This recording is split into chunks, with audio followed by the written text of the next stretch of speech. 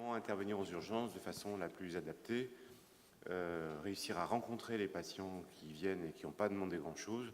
Donc c'est toute cette question du aller vers. Et une des idées qu'on a vues en proposant ce thème, c'était est-ce qu'on peut réfléchir à la façon dont les Alsaces sont adaptés à l'évolution des urgences, c'est-à-dire à l'évolution des populations, mais aussi à l'évolution des traitements. Il y a eu toute une série de réflexions qu'on a menées à quelques-uns, avec Gérard Campagne, avec Nicolas Franquito, avec Romain Sicot qui a coordonné l'atelier. Et donc, il y a ces trois interventions qui vont vous permettre d'aborder, enfin qui vont nous permettre d'aborder cette question des Alsaces aux urgences d'une façon un peu diversifiée. Et pour animer cet atelier, il y aura donc Romain Sicot qui fait une première intervention et Olivier Génie qui suit donc les interventions et qui fera l'animation. Tous nos collègues présents à cette table sont effectivement adhérents à ELSA France, l'Association nationale des équipes de liaison et de soins en addictologie. Et je vous incite évidemment, si vous n'avez pas déjà fait, à adhérer à cette association qui donne une visibilité à notre travail. Voilà, je fais cette introduction très courte et je passe la parole à Romain sous le regard attentif d'Olivier. Merci beaucoup, Pierre et Olivier, de m'avoir invité à parler un petit peu de quelque chose qui m'anime depuis déjà quelques années, autour des urgences et du travail de liaison addictologique aux urgences. Et il y a une chose qui, j'espère qu'on va pouvoir un peu le démontrer, l'addictologie serait la seule spécialité où la notion d'aigu n'existe pas. Mais peut-être que les choses vont changer dans les temps à venir. J'ai fricoté un temps avec l'UNBEC, donc j'ai quelques liens d'intérêt, mais dans ce topo, je ne suis pas sûr que c'est beaucoup d'impact, réellement. Alors, on sait tous, le patient addict, c'est un patient qui n'est pas motivé, qui n'est pas logé, qui n'a pas de couverture sociale, qui est souvent un peu comorbide. Alors, il y a des comorbidités psy qui sont un peu compliquées à prendre en charge. Souvent, il consomme... ce qu'il veut bien nous dire, mais il y a plein de choses derrière, etc. Et en plus, il veut quelque chose au moment où on ne peut pas lui donner. Il le veut maintenant. On est vendredi soir, on est dans le week-end. Il veut l'attestation parce qu'il a rendez-vous avec le juge, avec une tendance à essayer d'être dans la culpabilisation du soignant qui est en face. Souvent, il est quand même intoxiqué, alcoolisé, c'est quand même pas rare. On a des questions sur son état de santé somatique au moment où on le voit, et il y a d'autres intrications qui se posent, qui sont mais s'il ressort, comment ça va se passer, et s'il a des enfants et autres, etc. Je trouve que c'est assez intéressant de reposer un peu le poids des représentations, parce qu'on voit bien que à travers ça, qui est un discours qu'on entend maintes et maintes fois, qu'on a pu avoir, je le reconnais de temps en temps, quand je suis un peu fatigué, et donc la réponse après, c'est mais c'est qui va s'en occuper? L'urgentiste, parce qu'effectivement, on est aux urgences, parce qu'il est alcoolisé, mais le patient, il ne veut pas y aller. L'urgentiste dit oui, mais ce n'est pas tout à fait mon affaire. On va revoir ça derrière, c'est intéressant. La psychiatrie ou le psychiatre, parce que il est un peu bizarre, il a des idées suicidaires, mais il est alcoolisé, donc ça peut être aussi l'expression de son alcoolisation ou de son intoxication. Et le dispositif tox, mais il n'y a pas d'intérêt à le mettre sous opiacé parce qu'il ne consomme pas du tout d'opiacé. Et l'alcool, mais il n'y a pas d'urgence, et c'est à lui de formuler la demande et de prendre le rendez-vous. Qu'est-ce qu'on va bien pouvoir lui proposer? Alors on peut voir les choses sous un autre angle. Où est-ce qu'il sera le mieux? L'UHCD, mais alors souvent on s'entend dire ouais, mais si je te le garde, je veux bien, mais je ne pourrais pas prendre la mamie de 80 ans qui va arriver et qui aura fait la pyélonéphrite et il va me prendre une place. Les dispositifs sociaux, oui, mais il n'y a pas de problème, c'est ce qu'il lui faut, mais on va faire le dossier, mais on aura la réponse dans 3 mois, 6 mois, 1 an. Le 115, c'est toujours la réponse qu'on peut afficher, mais ils l'ont souvent connu pour les plus précaires, et ça ne se passe pas toujours très bien. La psychiatrie, alors on a toujours l'argumentaire de l'hospitalisation sous contrainte. Encore faut-il avoir une bonne indication et avoir des interlocuteurs qui sont prêts à prendre ce risque-là. Et les lits d'addicto, mais il n'y a pas d'urgence en addicto, donc forcément ça tombe. Je trouvais qu'à travers cette introduction qu'on avait déjà pu faire avec Jacques Higuel, ça prouve l'attitude défensive qu'ont les soignants vis-à-vis des patients addicts en général. Et aux urgences, on ne peut pas vraiment se défendre de patients qui arrivent de toute manière dans les services d'urgence, ou en tout cas avec une demande d'urgence réellement. Quand on regarde un peu les chiffres, alors je me suis focalisé sur l'alcool, pour 2 raisons. D'une part parce que c'est une des thématiques qui m'anime pas mal, et d'autre part c'est d'un point de vue épidémiologique aux urgences qu'on connaît encore le mieux, même si les chiffres sont très très très très imparfaits. Alors, il y a des vieux chiffres extraits du PMSI national qui évoquaient plus de 100 000 admissions aux urgences. Donc, on n'est même pas les personnes qui viennent consulter aux urgences pour un problème lié à une intoxication éthylique aiguë en 2009.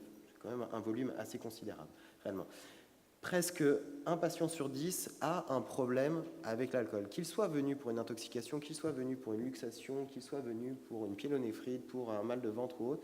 Il y a une étude qui avait été faite tout venant sur 3 sites hospitaliers, 2 sites parisiens et un site bordelais, et qui retrouvait les critères DSM-4 d'abus et de dépendance chez un peu moins de 10% des patients qui se présentent tout venant aux urgences. Ça, c'est un des enjeux compliqués. C'est un peu plus d'un patient sur 5. C'est des chiffres qui sont issus d'une étude qui a été faite à Rennes, ont moins de 25 ans, les patients alcoolisés aux urgences. Donc, il y a une réponse, et vraiment je suis désolé, je ne vous apporterai pas une recette pour y faire face parce que je n'ai pas trouvé encore vraiment ce qui va réussir à faire, mais c'est un des enjeux qui monte de plus en plus et on entend les urgentistes en disant on n'en peut plus de ces jeunes qui viennent et on ne sait pas quoi faire et qui reviennent. On ne va pas attendre qu'ils meurent dans nos lits, quoi. Une étude qui a été faite, j'en ai pris qu'une, mais il y en a beaucoup d'autres qui ont été faites. Il y a quasiment jusqu'à 40% de patients psychiatriques qui ont des problèmes d'alcoolodépendance. Donc c'est quand même une manne considérable des patients qui sont aux urgences avec un problème d'alcool.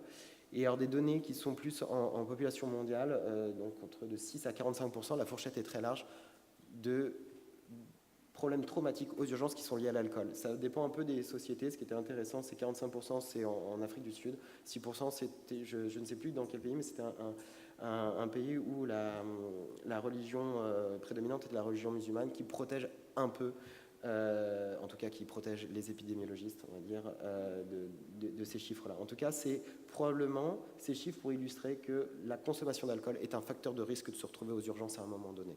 Donc, on peut fermer les yeux, mais ils sont là, ces patients, et il faut s'en occuper ou pas. On va voir. Peut-être que ça n'a pas d'intérêt, c'est une question qu'on s'est posée. Alors, on s'est déjà posé la question de qu'est-ce qu'il faut faire. Il y a une conférence de consensus qui a été édictée et revue par la Société française de médecine d'urgence qui date de 2001, revue en 2006 pour la dernière fois. Alors peut-être qu'on ne voit pas très bien, c'est peut-être un peu petit, mais je vous invite à aller la consulter, aller facilement sur Internet, ANAS 2001, et vous la retrouvez.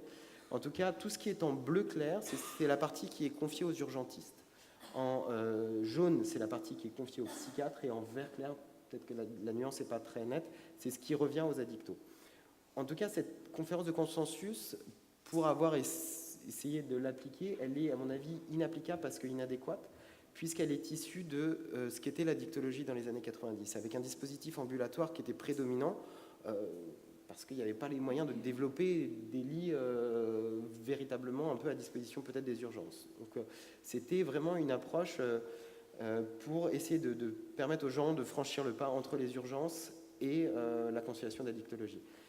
Le problème de cette conférence de consensus, c'est que ça confie aux urgentistes le gros de l'évaluation addicto-initiale. Le premier carré, tout en haut, il y a marqué « Créer une atmosphère bienveillante, calme et rassurante ». Chez un patient qui est en intoxication éthylique. Bon, difficile. Une fois que les signes cognitifs du sevrage ont disparu, on commence la prise en charge. Donc, ça veut déjà dire que le patient il va rester entre 4 et 12 heures aux urgences avant qu'on commence. Et là, l'urgentiste va évaluer les facteurs aggravants, le type de consommation, si c'est un sujet dépendant, non dépendant.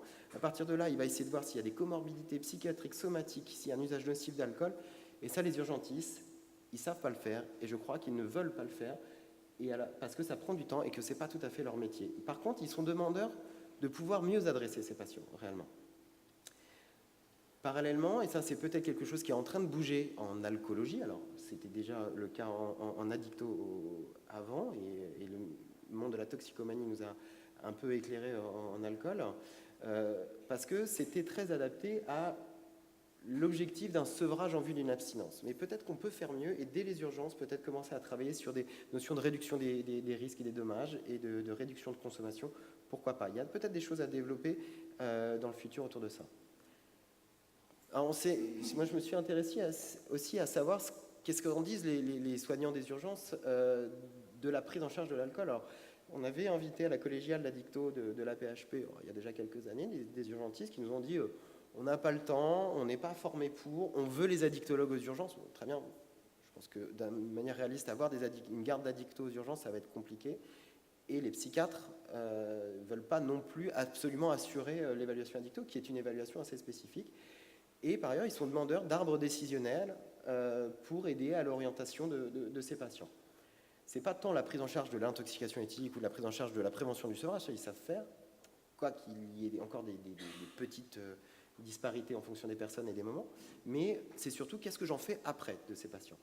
Il y a un questionnaire qui a été diffusé par la Société française de médecine d'urgence sur la conférence de consensus dont je vous ai parlé, et on s'aperçoit qu'il y a 2% de ceux qui ont répondu qui font le DETA. Bon, ça paraît peu pour repérer les problèmes d'alcool, mais peut-être qu'ils les repèrent autrement. Et que 5% réalisent des interventions brèves. Bon, 12% d'entretiens non formalisés, ça reste quand même très peu sur un problème d'alcool qui touche près d'un patient sur 10 qui vient aux urgences. On retrouve des chiffres à peine plus avancés dans une étude qui a été faite en Australie. 5% des soignants aux urgences repèrent le problème d'alcool, 16% des 5% réalisent une intervention brève, et la grande majorité le justifie par le manque de motivation du patient. Ce que je trouve assez intéressant comme manière de justifier le fait qu'on ne fasse pas quelque chose réellement. Alors, des données de la World Health Organization, que je vous ai présenté sur le post-traumatique, avait un peu fixé le pourquoi on ne prend pas en charge, quels sont les facteurs de résistance. Et le premier point qui apparaissait, c'est que l'alcool n'est pas considéré comme une problématique d'urgence et qui justifie une action spécifique. Effectivement, ce n'est pas l'infarctus. Mais si c'est un facteur de risque qui est extrêmement prévalent de consultation aux urgences, peut-être qu'on peut proposer quelque chose, mais peut-être pas. Et les urgences ne sont pas le lieu adapté. Ça, on l'entend beaucoup, et c'est vrai que c'est quelque chose qui peut avoir tendance, personnellement, un peu à me hérisser le poil. La formation insuffisante des staffs d'urgence qui est un frein, et ça, c'est peut-être aux addictos de trouver des solutions, et le manque de solutions d'aval, et ça, je pense que c'est vraiment quelque chose sur lequel on doit pouvoir travailler avec les urgentistes pour essayer de leur offrir un certain nombre de solutions d'aval, et on verra à travers les présentations qui vont venir qu'il y a plein de choses qui sont en devenir et qui sont déjà pensées. Mais est-ce qu'il y a vraiment l'intérêt à proposer quelque chose? C'est vrai que c'est une question qui revient, et il y a une étude qui est parue il n'y a pas longtemps, qui a été faite par une équipe suisse. Alors, il y a plein de biais méthodologiques dans cette étude, mais je trouve qu'il y a des points intéressants que j'ai un peu ressortis. C'est une étude qui a évalué l'évolution à moyen terme à 7 ans de jeunes patients, 18-30 ans, qui ont consulté aux urgences pour une intoxication éthylique à l'alcool, qui était définie par une alcoolémie à 0,5 g par litre, réellement. Ils avaient 600 patients à l'origine, et selon les codages, donc c'est du rétrospectif, c'est très imparfait, c'est des codages SIM10, donc usage nocif d'alcool et dépendance à l'alcool, il y avait à peu près un patient sur 10 qui présentait un trouble lié à l'usage d'alcool, selon les critères SIM10. À 7 ans, il faisait une interview téléphonique de cette base de données. Il y avait un bon financier qui était proposé, qui était je ne sais plus de combien d'équivalent en francs suisses, donc qui n'était pas énorme. Bon, c'est une autre discussion autour de ça. Il y a eu 50% de répondeurs, 300. Ils ont fait des questionnaires par téléphone où ils ont évalué les critères DSM-4 d'abus et de dépendance à l'alcool. Donc déjà, on peut difficilement comparer les deux, même si c'est assez proche. Et retrouver parmi les répondeurs 28%. On pourrait se dire qu'il y a un biais important dans les personnes qui ont répondu. Moi, ce qui m'a intéressé, c'est plutôt les chiffres que j'ai mis un peu en bleu. C'est que parmi les patients qui ont répondu, là, les 300, ils ont regardé ceux qui avaient un trouble lié à l'usage d'alcool à T0 et à T7. Et donc, il y en avait 8% dans les répondeurs qui avaient le trouble à T0, et à peu près un tiers d'entre eux ont développé un trouble lié à l'usage d'alcool 7 ans après. Et on retrouve des chiffres qui ne sont pas très éloignés chez ceux qui ne l'avaient pas, à T0. Donc, ce n'est pas que le passage aux urgences est un facteur de risque développé, le facteur de causalité, il n'est pas du tout là, mais c'est peut-être un moment où on peut repérer quelque chose, et il se passe déjà quelque chose quand on arrive aux urgences et qu'on arrive pour une intoxication éthylique aiguë. Donc, il y a peut-être que si on proposait quelque chose à ce moment-là, on pourrait éviter cette évolution à un tiers de ces patients, ce qui n'est pas inintéressant. Et si on regarde, et ça c'est une hypothèse qu'on fait, je n'ai pas du tout de réponse à apporter là-dessus, on voudrait construire cette étude-là avec des médico-économistes, je ne sais pas si ça se dit, pour voir quel pourrait être l'impact de ça. Ce que l'on sait, en 2010, c'est paru dans l'OFDT, le coût total de l'alcool, tabac et stupéfiants, c'est 250 milliards d'euros en France. qui est quand même assez considérable, c'est 1% du PIB à peu près, 120 milliards pour l'alcool. On pourrait se dire que si on facilite l'entrée dans le soin à partir des urgences, qui est une des portes d'entrée, c'est pas la seule, mais c'est probablement pas la porte d'entrée la plus faible, ça diminuerait les coûts liés à la morbimortalité, c'est-à-dire le coût des décès précoces et le coût de l'invalidité médicale, ça, qui au jour d'aujourd'hui, pour l'alcool, représente 90% du coût total lié à l'alcool, et pour les stupéfiants, 62% du coût total. Bon, après, ils ne consultent pas tous aux urgences. Là. Ça permettrait aussi probablement de lier les coûts liés à la baisse de productivité, tout ce qui est arrêt de travail, qui représente 7,6% pour l'alcool et 6% pour les stupes. Par contre, ça augmenterait le coût lié aux soins, parce qu'on met des dispositifs de soins autres, mais actuellement, c'est 6,5% pour l'alcool, ça représente ce coût-là, et 17% pour les stupéfiants, donc ça augmenterait probablement une partie de ça, donc ça coûterait à l'État, réellement, et ça diminuerait les recettes qui sont liées aux économies de pension, parce que c'est quand même des gens qui meurent plutôt que ce qui est prévu, donc ils rapportent, entre guillemets, de l'argent où ils en font économiser. Mais alors ça ne représente qu'une toute petite proportion, parce que c'est moins 1,5% du budget pour l'alcool, et c'est moins 0,5% pour les stupes. Donc c'est pas un bon argument que de laisser penser que c'est un frein réellement. On essaye de tester cette hypothèse. Méthodologiquement, c'est compliqué à mettre en place, mais encore faut-il intégrer les URC éco à cette problématique. J'espère qu'on va y arriver. Mais c'est une hypothèse à tester en disant l'idée, c'est d'accélérer ou de fluidifier l'accès aux soins à partir des urgences, réellement. Quand on propose quelque chose, alors ça c'est sur l'aspect clinique, on voit que sur des urgences trauma, quand on fait de l'intervention brève, on réduit significativement la consommation d'alcool, mais ça ne fait pas forcément beaucoup mieux que le conseil, donc il n'y a peut-être pas quelque chose à faire en termes de formation, c'est une question. Ce résultat a été répété, mais en tout cas, peut-être qu'il faut former les urgentistes au repérage et que le data, il faut apprendre déjà à s'en servir et il n'est pas très simple à intégrer parce qu'on n'est pas obligé d'avoir la feuille.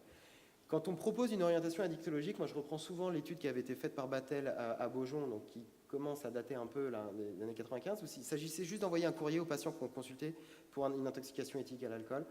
Et chez ces patients, alors c'était 11% de ceux-là qui venaient consulter, mais c'était déjà significatif. Donc une proposition de soins qui est simple, qui est basée sur je repère le diagnostic, j'envoie un courrier, ça favorise l'entrée dans le soin.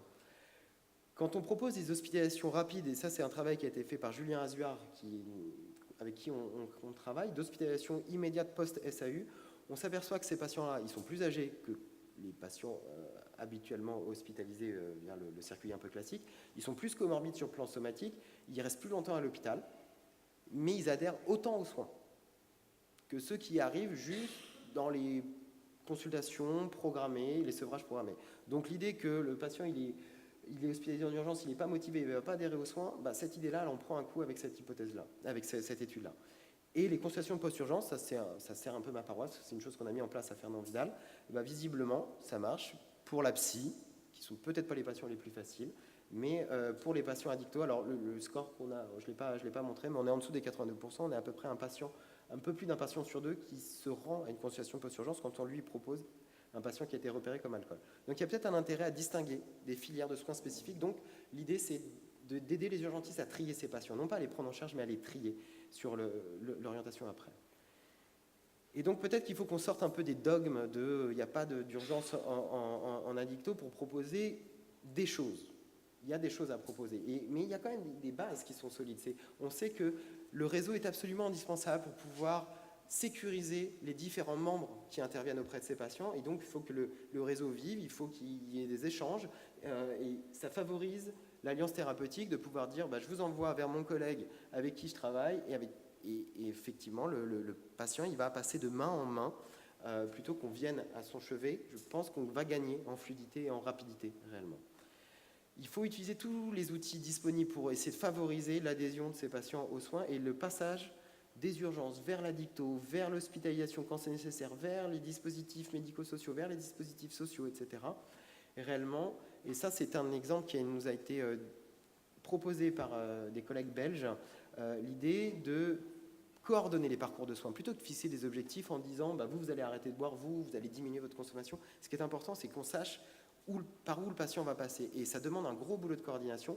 Et c'était une place qui était un care manager, ils appelaient ça, qui était occupé par une personne issue du champ social, et donc qui discutait avec des médecins, avec des addictos, avec des psys, avec les médecins traitants, avec la famille, avec les curateurs, avec les autres dispositifs, et ça permettait à 50% des patients de ne pas être hospitalisés et aux patients de rester moins de 5 jours sur des lits de crise. C'est peut-être un outil intéressant, réellement.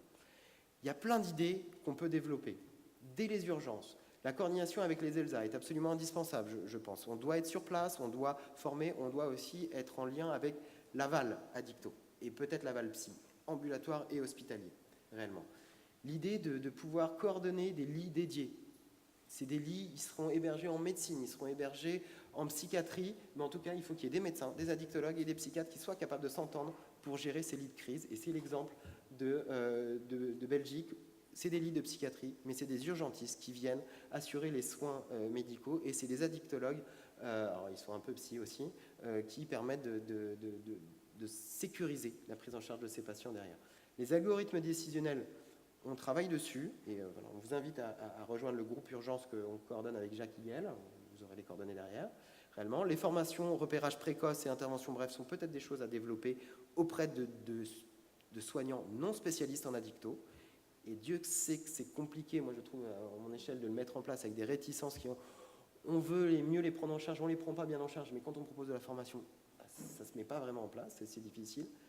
Là, le dispositif addicto doit aussi faire un pas en avant en proposant des consultations peut-être de pré-urgence, en amont des urgences, ça c'est novateur quand même d'être avant même l'arrivée aux urgences, ou juste après les urgences. C'est le choix qu'on a fait à Fernand Vidal, pour le coup. La continuité des soins, pourquoi pas? Est-ce qu'il faut des astreintes téléphoniques sur place avec des ELSA qui seraient là le vendredi, samedi, dimanche, ou au moins une partie? C'est une idée qui est défendue dans le Nord, notamment. Et de pouvoir avoir des algorithmes qui prennent en compte différents critères, qu'ils soient médicaux, psychiatriques, addictos, sociaux. Et j'insiste bien et je souligne bien les éléments sociaux, parce que, comme on l'a encore vu ce matin lors de la plénière, l'idée que ces patients qui sont souvent très précaires, ils ont souvent besoin de se poser à un endroit, et on a besoin, nous, d'un peu de stabilité pour avancer. Donc, leur offrir un toit d'abord, c'est souvent quelque chose qui est extrêmement pertinent. Encore faut-il pouvoir aussi former les éducateurs et les sociaux à nos dispositifs, à notre manière, non pas de penser la maladie, mais de penser le parcours de soins réellement. Et ça nécessite des vraies coordinations, ça prend du temps. Et c'est pour l'instant un boulot qu'on assure en prenant sur la bête, mais peut-être que ça nécessite qu'on identifie des métiers particuliers, vraiment. J'accélère rapidement. Donc, l'idée de la bascule de l'hospitalisation vers l'ambulatoire doit être aussi quelque chose qui doit nous stimuler dans la manière de penser les soins, réellement, et peut-être de proposer un peu plus le développement d'hôpitaux de jour. La coordination des territoires de santé sur le modèle des GHT intégrant l'addicto, c'est peut-être quelque chose d'assez intéressant. Il faut développer des outils à disposition des urgences, ça me paraît quelque chose d'intéressant, et faire de la recherche médico-économique, puisque c'est peut-être un gros mot, mais c'est un peu le discours qu'entendent nos directions en leur disant oui, on vous coûte de l'argent, mais finalement on peut en rapporter, peut-être pas à l'échelle du service, mais peut-être à l'échelle de la société. Et c'est pour ça que moi, je crois beaucoup à ces évaluations-là, en tout cas de pouvoir mais bien les formaliser. Ça nécessitera un partage de données entre les différents acteurs pour qu'on évalue un peu les mêmes choses, et le big data, pour le coup, n'est pas du tout quelque chose qui soit à mon avis, à proscrire réellement.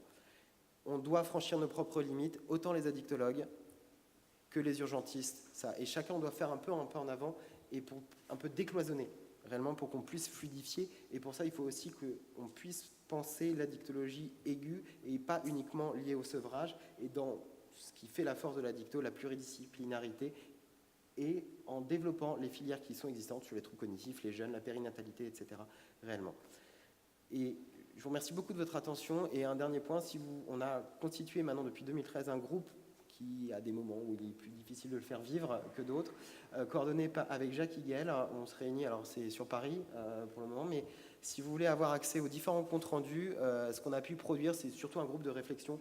Voilà, vous pouvez écrire à Stéphanie Lefebvre, qui se fera un plaisir de vous envoyer ce que on a pu produire lors de ces groupes de réflexion, et notamment une petite étude à toute petite envergure qu'on voudrait mettre en place pour essayer de voir s'il y a des critères prédictifs d'adressage et d'adhésion aux soins. Merci beaucoup de votre attention.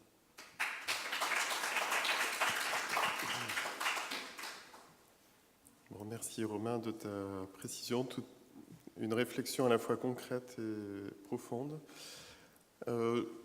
Je pense qu'on laisse la place aux questions après les 3 interventions, si vous voulez bien. Donc j'appelle Gérard Campagne, qui a l'honneur de nous recevoir dans sa région. Pardon ? C'est ta région. Comment est-ce qu'on avance ? Avec les flèches là. On dit 20 minutes? Donc, ça va être peut-être plus bref. Ah, très bien. Merci aux organisateurs de nous avoir permis de faire cette présentation. Merci à tous qui sont présents dans cette salle, à cette heure bien avancée de ce THS. Donc moi, je vais vous faire une brève présentation qui va se recouper avec celle de Romain, mais on va rester plus dans le pratique et dans le concret. Je peux la garder ? On va rester dans le pratique et dans le concret. Oui, alors je m'excuse pour ceux qui étaient présents à Périgueux il y a une quinzaine de jours où j'ai fait à peu près le même type de présentation. Alors le cœur sera le même, mais quelques réflexions se sont ajoutées à celle initiale.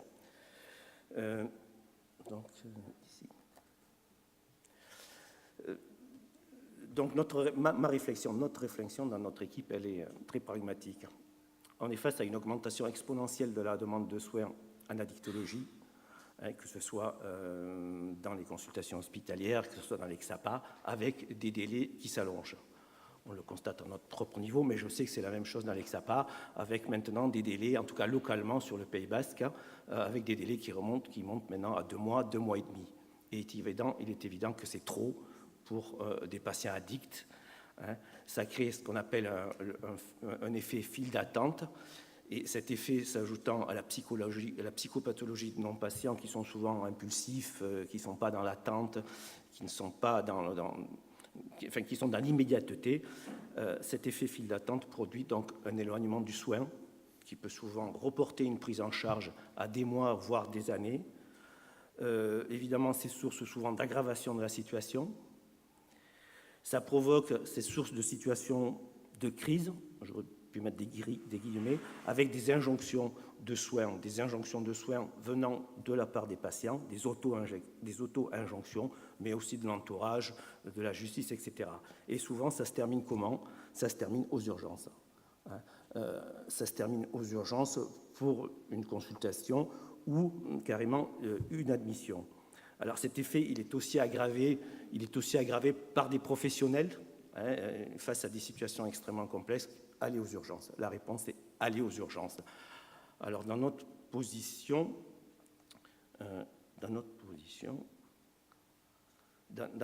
on a essayé d'y apporter des réponses.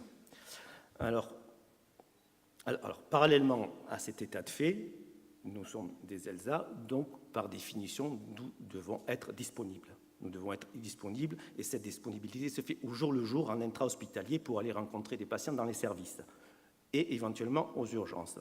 Alors on s'est demandé, mais pourquoi finalement ne pas intervenir en amont ?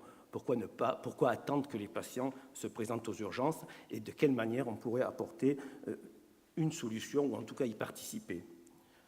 Donc je vais illustrer cette interrogation par la présentation d'une petite enquête rétrospective qui a été faite sur 6 mois, d'avril à septembre dernier. Mais au préalable, évidemment, la réponse notre organisation étant bien spécifique et par définition organisation variable d'un établissement à l'autre, je vais vous présenter brièvement qui nous sommes. D'abord, avant d'aller plus loin, la côte basque, c'est important, mais c'est un endroit relativement isolé. Nous sommes 350 000 habitants entre la côte basque et le sud des Landes. Il y a un gros hôpital qui est à 10 km d'ici, qui est l'hôpital de Bayonne. Il y a 2 ou 3 cliniques privées. Il y a 2 XAPA, mais les autres établissements de soins sont relativement loin. Dax est à 50 km, ensuite Pau et Mont-de-Marsan à 100 km et Bordeaux à 200. Bon, ce qui signifie que c'est un peu une population qui n'est pas très, très mobile, sauf en été. Donc les urgences, l'hôpital de Bayonne, c'est 1100 lits sur 3 sites, dont 470 sur le site de Saint-Léon, médecine chirurgie obstétrique, 39 000 passages aux urgences en 2016, des lits d'hospitalisation de courte durée qui sont situés quasiment dans les urgences, 2500 séjours par an. Je dois souligner aussi que nous avons une équipe d'urgence psychiatrique qui s'appelle Accor, qui est présente 24 heures sur 24 aux urgences et avec laquelle, évidemment, nous sommes amenés à collaborer. En ce qui concerne le service d'addictologie, alors, il y a 2 unités, en gros. Le service lui-même est composé de 9 personnes et regroupe l'ELSA et les consultations hospitalières. C'est le même personnel, c'est les mêmes locaux, le fonctionnement est absolument intégré. Et donc, nous proposons des interventions intra-hospitalières et également des consultations, dont je vais y venir un peu plus tard, des consultations d'accès rapide. Parallèlement, cette équipe d'addictologie existe depuis 1994. C'est important aussi, ça veut dire que c'est quelque chose qui est bien implanté dans l'établissement. Même si elle s'est étoffée avec le temps, elle est devenue une ELSA en 2001. Donc ça veut dire que nous sommes relativement, on peut dire même, nous sommes bien repérés, et à ce niveau-là, il n'y a pas de souci. Par contre, depuis 2013, c'est-à-dire depuis moins longtemps, a ouvert une unité de recours. Ce sont une unité de recours en addictologie, donc des lits de sevrage, qui se situent sur un autre site en psychiatrie, et qui comporte 16 lits, donc 8 lits à la T2A. Donc voilà un peu notre dispositif. Alors, les consultations d'accès rapide, j'aurais pu les présenter plus tard, mais je vais les présenter tout de suite, ça permettra de comprendre un peu notre travail. Donc les consultations rapides, c'est des consultations qu'on a décidé de proposer en amont du passage aux urgences, c'est-à-dire ce sont des patients qui appellent, des médecins qui nous adressent des patients, des travailleurs sociaux, parfois les XAPA qui sont débordés et qui ne peuvent pas répondre à des demandes et qui nous appellent pour nous dire « Est-ce que tu peux voir tel patient assez rapidement ?» La réponse est en général oui. Alors, comment ça se passe ? Notre secrétaire, qui est extrêmement expérimenté, reçoit les appels, prend les coordonnées des patients et donc note les motifs d'appel. En suivant, elle en fait part à un soignant ou à des soignants quand nous sommes réunis, et nous évaluons et nous rappelons la personne pour une évaluation plus précise de la demande. C'est-à-dire qu'il y a déjà un premier contact téléphonique, on appelle le patient, on essaie d'évaluer le degré d'urgence, la situation. À partir de là, évidemment, on estime dans un certain nombre de cas qu'il y a effectivement une urgence à se présenter à l'hôpital. Donc on invite le patient à s'y présenter, à appeler le 15, ou alors parfois à se rendre chez son médecin traitant. Parfois, cet appel met en évidence une urgence qui est plutôt ressentie. Et donc là, on diffère la consultation au minimum de temps possible, mais déjà, il est important de créer un lien par téléphone avec le patient. Ça lui permet d'attendre et donc de se présenter en temps voulu. Et enfin, un certain nombre de patients, il nous semble important de lui répondre soit dans la journée, soit dans un délai maximum de quelques jours. Et donc, à ce moment-là, un des soignants, un infirmier ou le médecin, ou les deux, se mettent à disposition. Autre point important aussi, c'est que nous recevons des appels internes. Des appels internes, c'est-à-dire que, nous connaissons bien, les urgentistes peuvent nous appeler pour nous dire « Écoute, il y a un patient aux urgences, il a telle et telle demande, je ne vois pas l'intérêt de le recevoir ici. » Ou même l'infirmière d'accueil et d'orientation, l'IAO, nous appelle et nous demande si on est susceptible de recevoir un patient à court terme. Et en général, ça se termine aussi par une consultation à court terme. Les présentations spontanées des patients dans nos locaux sont plus rares. Mais ça arrive, et donc là, le patient est toujours reçu. Et je reviendrai un peu plus tard, mais nous proposons également des consultations en aval d'une hospitalisation, en aval d'un passage aux urgences. Pardon.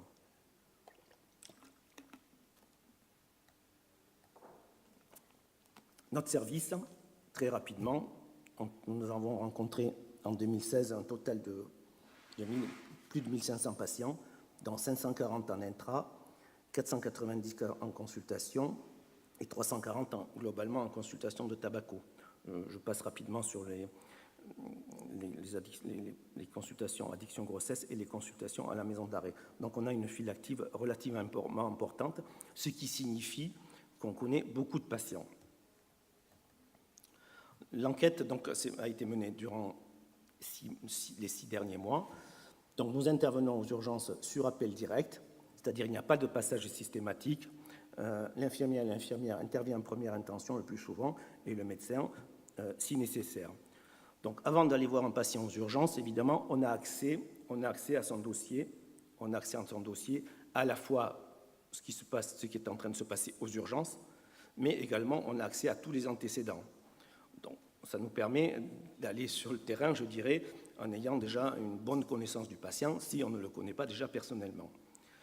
Donc les contenus d'intervention, c'est évaluation, souvent ajustement du traitement, coordination de la prise en charge, décision d'orientation, compte-rendu et courrier, entre autres. Donc, quelques résultats rapides. Donc, sur les 6 mois, nous avons rencontré 41 patients aux urgences, essentiellement des hommes, évidemment, en âge moyen relativement élevé, à 45 ans. 95% des problèmes étaient liés à des prises d'alcool. La moitié quasiment de nos patients étaient connus, c'est-à-dire que nous les avions déjà rencontrés par le passé en hospitalisation, en incarcération, ou avaient été suivis et perdus de vue. Donc, c'est quand même quelque chose d'extrêmement facilitant de connaître les patients. Et puis, a priori, pour à peine 30% d'entre eux, c'était un premier contact. Mais les chiffres ne sont pas très fiables. Beaucoup de patients n'étaient pas en mesure de rapporter des antécédents de prise en charge. Les motifs d'hospitalisation, c'est évidemment des intoxications éthyliques aiguës compliquées, que ce soit des complications somatiques ou psychiatriques. On en est donc à plus de 90% des motifs d'hospitalisation. À noter uniquement 2 demandes de sevrage. Les autres problèmes étaient annexes. Alors, ces patients, qu'est-ce qu'ils sont devenus? Alors, dans 37% des cas, pour 15 d'entre eux, une hospitalisation a été décidée, alors par nous-mêmes ou en coordination avec les psys et les urgentistes. Donc, à 5 reprises dans le service d'addictologie, à 2 reprises en médecine, à 5 reprises dans les services de psychiatrie publics et 3 dans les services de psychiatrie privés, dans les cliniques locales. La majorité des patients ont été suivis ont été réorientés depuis les urgences en ambulatoire sans hospitalisation. Médecins généralistes, c'est rare. Les XAPA, il nous arrive de rencontrer donc des patients suivis et donc on prend contact avec le XAPA, on redresse le patient. Parfois vers les CMP, mais la majorité de ces patients, évidemment si on les connaît, sont réorientés vers notre consultation ambulatoire. À 10 reprises, on a proposé des suivis à des patients, soit ils n'ont pas voulu, soit ils n'ont pas honoré les rendez-vous. Et à 9 reprises, par contre, nous avons revu à très court terme les patients, c'est-à-dire dans les 2 ou 3 jours qui suivaient. Et 6 de ces patients se sont inscrits dans un suivi addictologique prolongé. Alors, quelques commentaires. Donc voilà, sur cette base, on peut estimer, je n'ai pas fait le calcul précisément, mais qu'on voit entre 80 et 90 patients par an aux urgences. Il se trouve que j'ai pu comparer ça avec des données de l'équipe du CHU de Besançon. Le CHU de Besançon, manifestement, par son activité, ressemble au centre hospitalier de la Côte Basque. Même nombre de passages aux urgences, à peu près la même équipe que la nôtre. Et à Besançon, leur passage est systématique. Contrairement à nous, leur passage systématique aux urgences tous les matins leur a permis de rencontrer 160 patients. Donc finalement, nous, c'est moitié moins, mais peut-être qu'on évite donc un certain nombre de ces passages.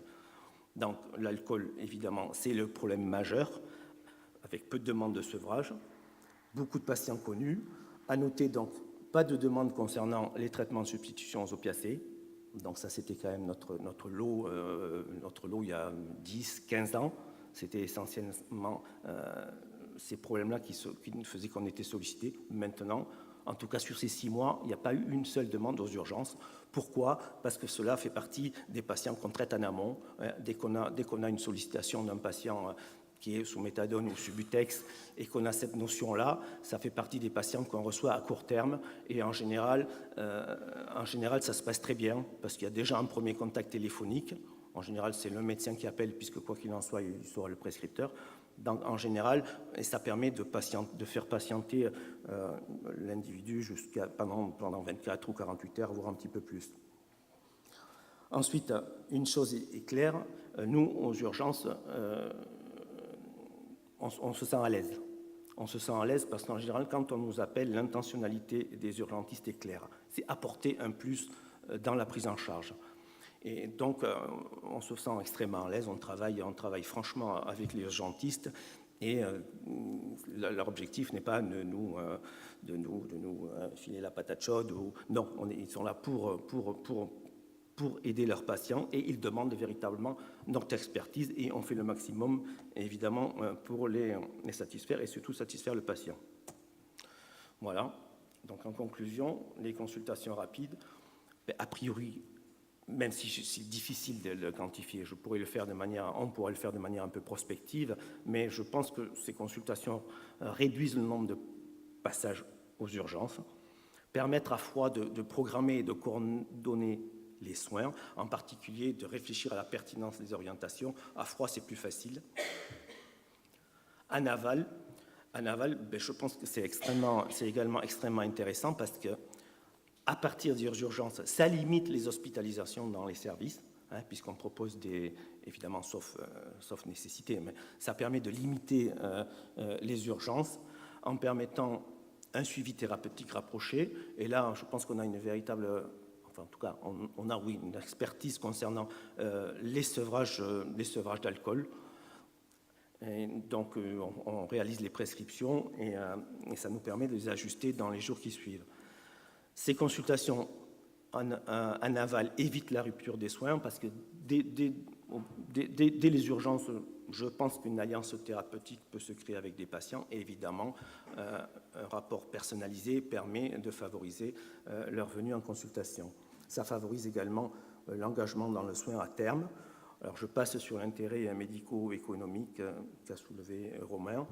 Et je terminerai sur notre niveau de satisfaction personnelle, puisqu'effectivement, quand on intervient aux urgences, dans la majorité des cas, on arrive à apporter un plus qui est satisfaisant pour le patient, pour les urgentistes, pour l'hôpital et donc pour nous-mêmes. Voilà. Donc, en conclusion, je dirais que dans un contexte de pénurie de moyens, l'activité ambulatoire des Alsace sur un mode réactif est probablement leur meilleure contribution à la qualité des soins en addictologie et au fonctionnement hospitalier. Voilà, je vous remercie pour votre attention.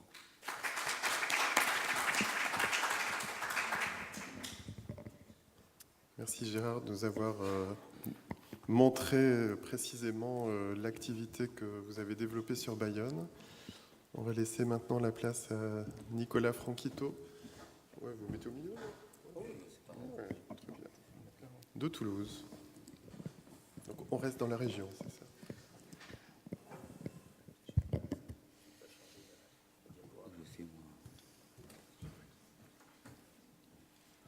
Donc bonjour, merci de m'avoir invité à partager ce moment avec vous. Donc moi je ne parlerai pas de ce qui va bien, puisque aux urgences, si on parle des patients qui vont bien, on en a jusqu'à demain matin. Donc on va plutôt se focaliser sur ce qu'on pourrait améliorer, et ça sera donc probablement plus rapide.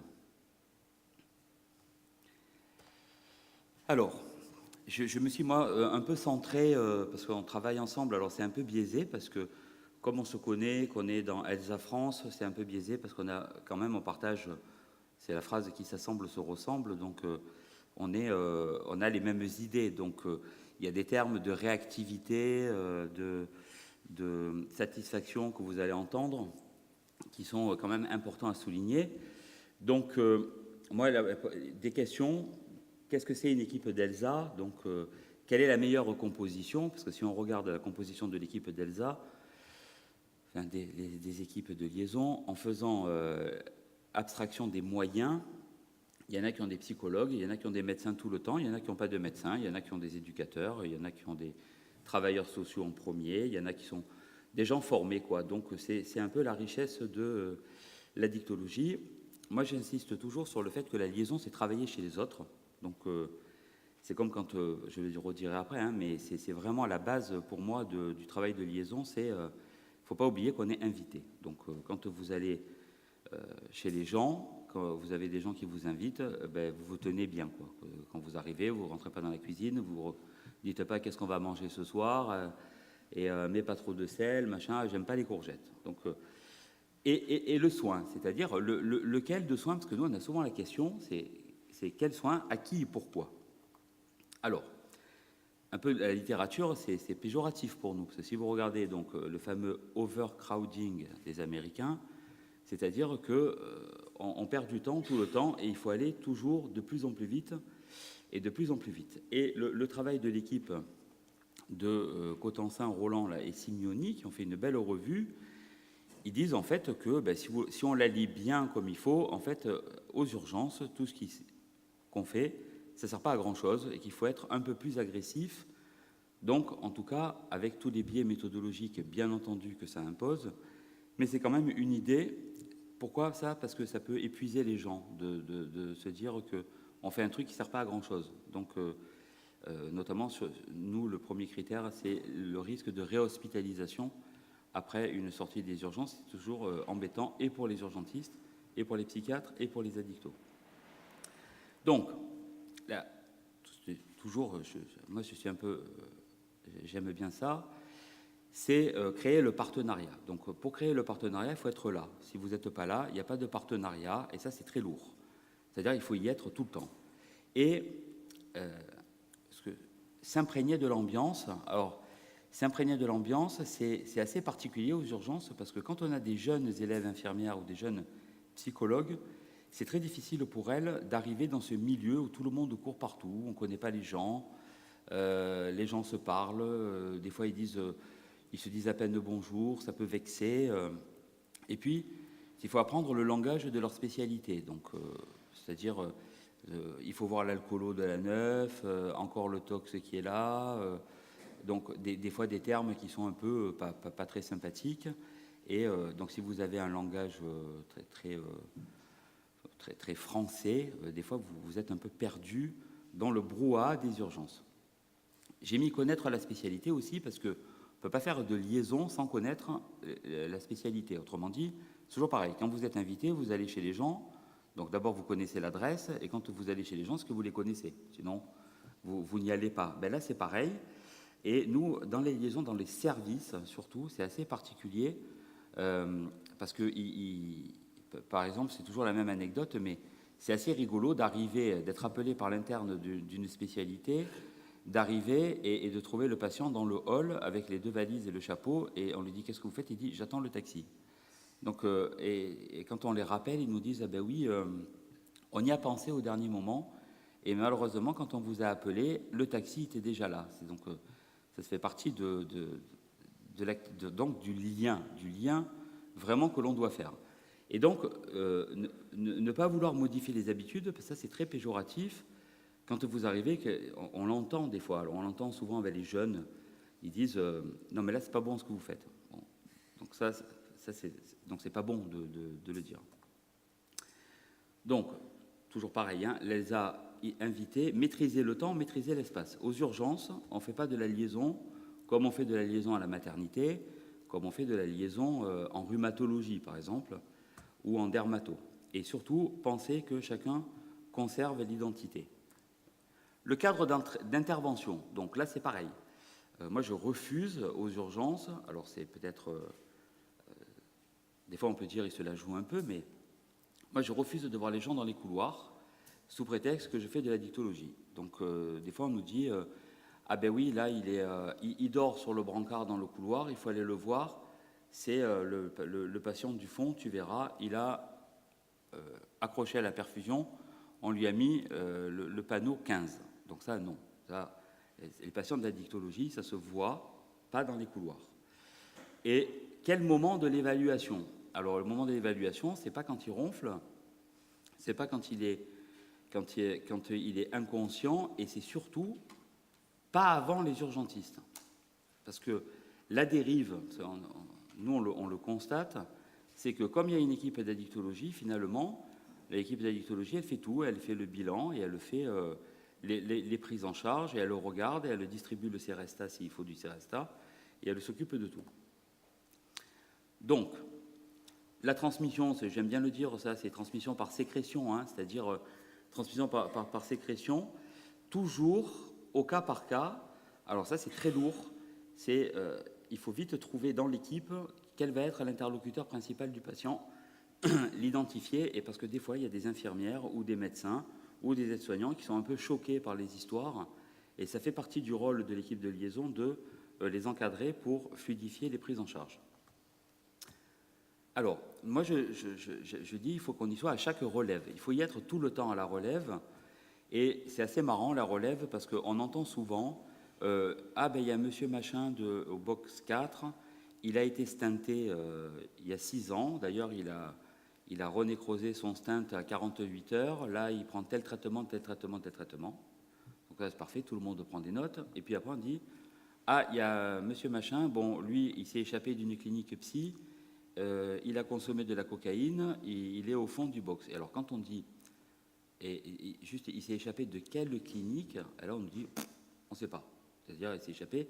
Donc, il y a vraiment une différence entre connaître le traitement du type qui vient d'être stenté et son cardiologue, parce qu'il faut le rappeler pour le renvoyer rapidement, du type qui s'est échappé de la clinique.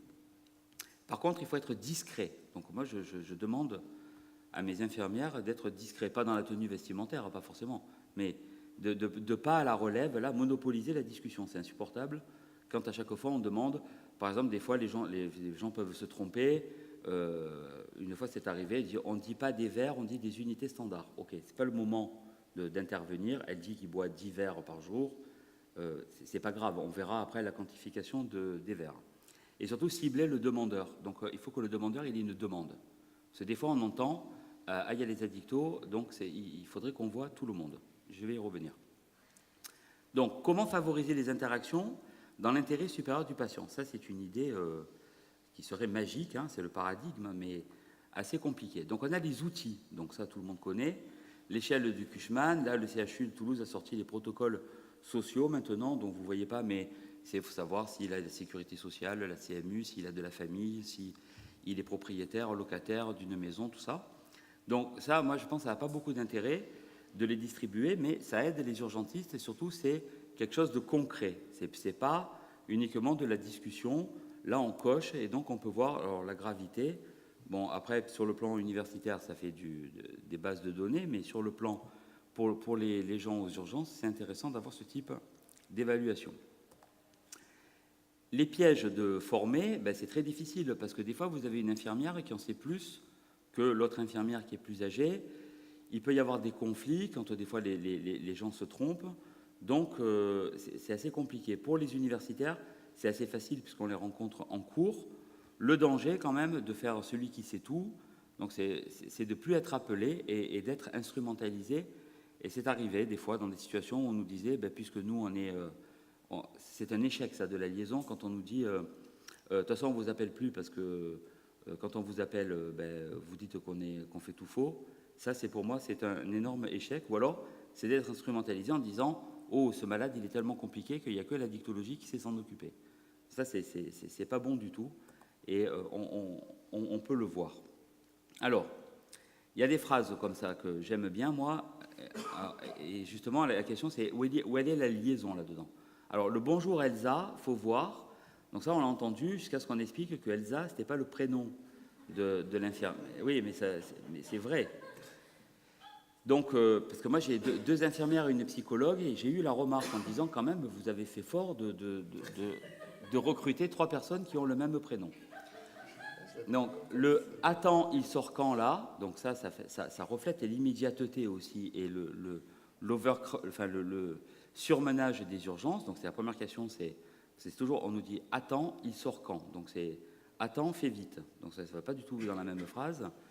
Le « ah ben, on t'attendait ». Donc, la question, c'est toujours « qu'est-ce que tu as fait en m'attendant ?» J'espère que tu as fait quelque chose. Et « hospitalise-le, va », ça, on entend assez souvent. Alors, un autre piège dans lequel on est tenté de tomber, nous, c'est... Alors, je mets « voir » parce qu'on nous dit toujours « il faut voir le malade », bien entendu, ça veut dire consulter. Hein. Donc, est-ce qu'il faut les voir tous? Est-ce que c'est une obligation de les voir tous? Alors ça, c'est quelque chose sur lequel moi je travaille, c'est-à-dire que mes infirmières, elles le disent, des fois on ne nous appelle pas, mais en laissant traîner les oreilles ou en ayant les oreilles ouvertes, on tombe sur des situations. Alors moi je leur dis, il faut toujours être... parce qu'il faut être là pour faire de la liaison, donc c'est bien d'être là. Bien sûr qu'il faut avoir les oreilles ouvertes, Bien sûr que percevoir la difficulté, c'est important, parce que des fois, il y a des gens qui n'osent pas demander ou qui ne mettent pas en exergue la difficulté de la situation, mais surtout pas d'envahissement. C'est-à-dire, je leur dis, ne rentrez pas dans toutes les chambres pour demander aux infirmiers, aux internes, aux étudiants en médecine, parce qu'on est dans un CHU, donc on a beaucoup de monde, si ça va, ce n'est pas votre rôle. Il faut quand même que la demande, elle émerge.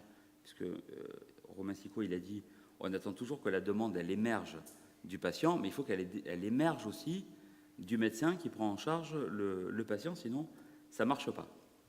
Alors, pour rejoindre ce qu'a dit celui qui a parlé avant moi, le docteur Campagne, c'est facile. D'arriver aux urgences, c'est très facile. Les gens, ils arrivent à toute vitesse. Donc, ils arrivent, ils sont évalués, détoxifiés, désomatisés, parce qu'on ne sait pas trop comment on dit. Et alors, moi, je ne suis pas de Toulouse, mais j'ai entendu cette expression, on dédouane. Alors, quand on dit à un patient qui consomme des produits illicites, on va te dédouaner, il veut partir. Donc, il ne comprend pas très bien. Mais c'est surtout, qu'est-ce qu'on fait après? Donc, la sortie, c'est où? C'est-à-dire, pour moi, l'énorme problème, il est là. Donc, il sort. Alors, il sort où? Ben, il sort. Donc, il sort où? Eh ben, c'est la réactivité. Donc, il va voir son médecin traitant. Ou alors, il retourne au CMP, il retourne à son SAPA. Très bien. Quel est le lien? Alors, j'ai pris une photo où le L est cassé. C'est-à-dire que le lien, ce n'est pas un courrier. C'est-à-dire, c'est pas dire je t'ai envoyé un courrier. Parce que des fois, les gens appellent et disent les urgences, ben, vous nous avez envoyé un patient, il est là. On n'a pas de courrier. Ah si, pourtant, je te l'ai envoyé. Ce n'est pas que le courrier. Il y a quand même l'appel téléphonique. La discussion, c'est important. Et je trouve qu'on a des moyens maintenant d'envoyer des courriers très vite en PDF avec des boîtes mail. Et finalement, on ne se parle plus. Alors, je fais un peu peut-être vieux réac comme en disant ça, mais je trouve qu'il faut se parler quand même pour les patients. Il ne souhaite pas de prise en charge addictologique. Alors ça, je déteste. C'est-à-dire, souvent, on nous dit, non, mais de toute façon, il ne veut rien. Donc, il est venu pour quelque chose quand même. Oui, mais il ne veut rien. Alors, c'est comment on lui demande? Donc, des fois, on nous dit, on lui dit, tu veux être hospitalisé pour un sevrage? Le type, il dit non, forcément. Il dit, voilà, il ne veut rien. Bon, donc ça se travaille. Et ça, c'est vraiment l'activité de liaison.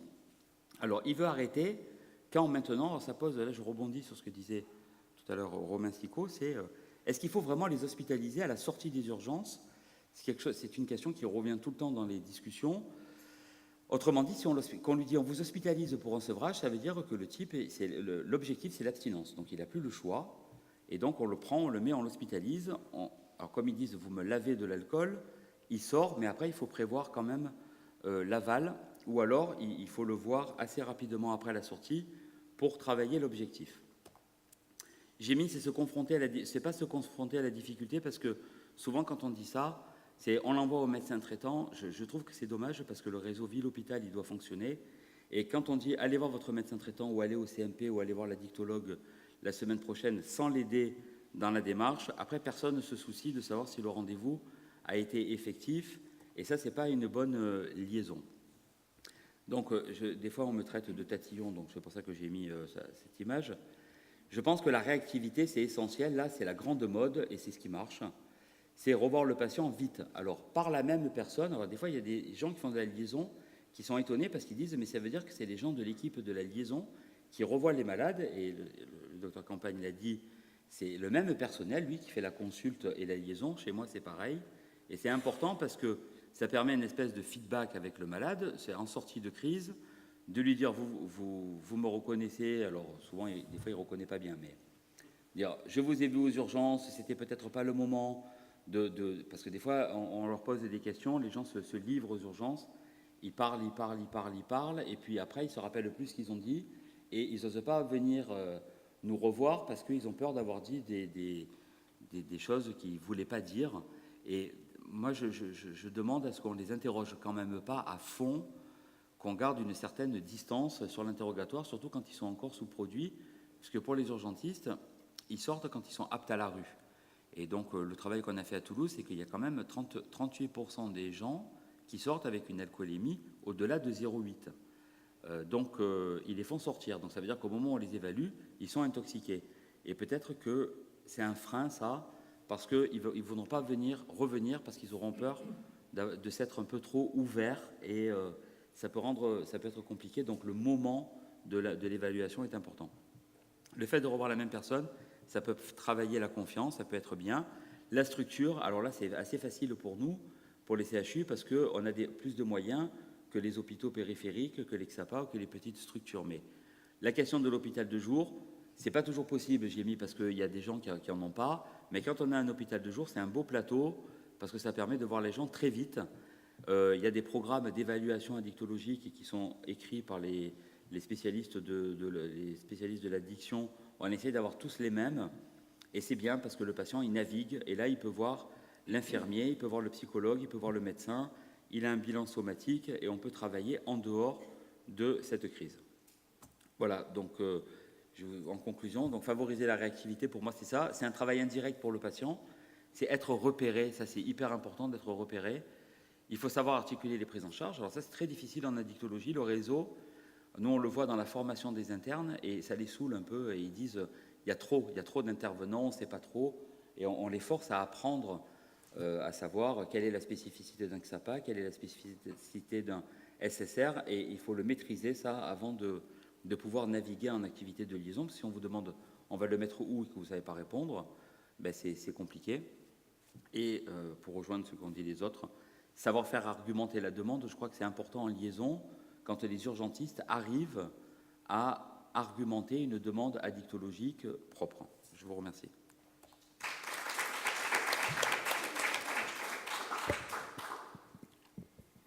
Bon, merci pour cette présentation claire dans laquelle je pense que toutes les équipes de liaison se reconnaissent et d'avoir tenu le délai, la temporalité. Bon, je laisse la place aux questions, probablement. Est-ce qu'il y a des gens qui veulent réagir, demander des précisions ou parler de ce qu'ils font aux urgences? Ouais.